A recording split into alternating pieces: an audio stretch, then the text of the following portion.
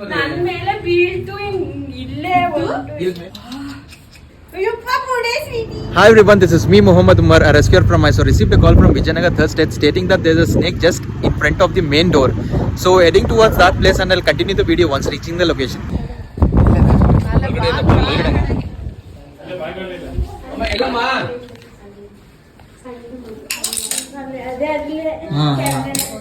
ನೀರವು ಕೆರೆಯವಲ್ಲ ನೀರವು ನೀರೊಳ್ಳೆವು.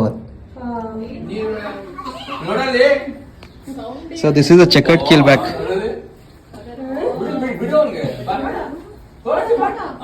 Checkered keelback, very nasty biter. ನೀರವು ನೀರವು usually ಸಿಗತ್ತೆ, ಎಲ್ಲ ಕಡೆ ಇರುತ್ತೆ, ಕಾಮನ್ ಅದು.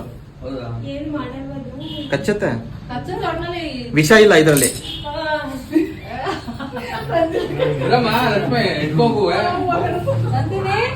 ಗ್ಯಾರಂಟಿ ಬಿಡು.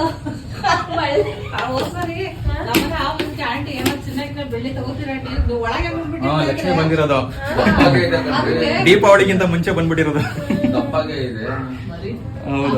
ನನ್ನ ಮೇಲೆ ಬೀಳ್ತು ಇಲ್ಲೇ ಇಲ್ಲಿ ಮೇಲಿಂದ ಆಯ್ತಾ?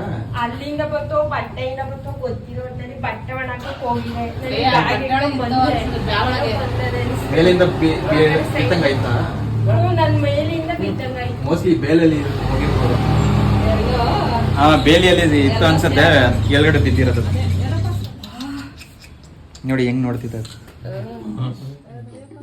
ನೀವು ಎಲ್ಲಿ ಕಾಡು ಬಿಟ್ಬಿಡಿ ಅಂತ ಏನು ಹಿಂಸೆ ಕೊಡ್ಬೇಡಿ.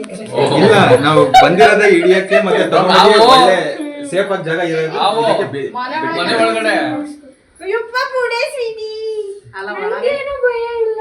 So I've come here to release the checkered keelback into this pond here. Usually they live in the water bodies, they feed on fish, frogs, toads and all.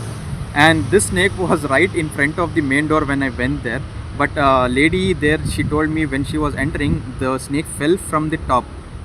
In the main door they had whales which was running all over the wall there.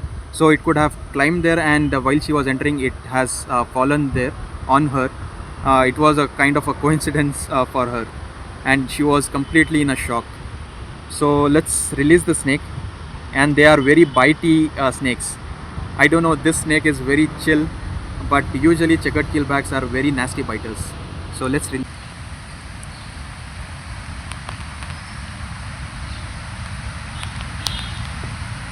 So the snake is back in nature, and if you guys like the video, like the content, then do follow me on Instagram and also share it with your friends and family. Until then, see you.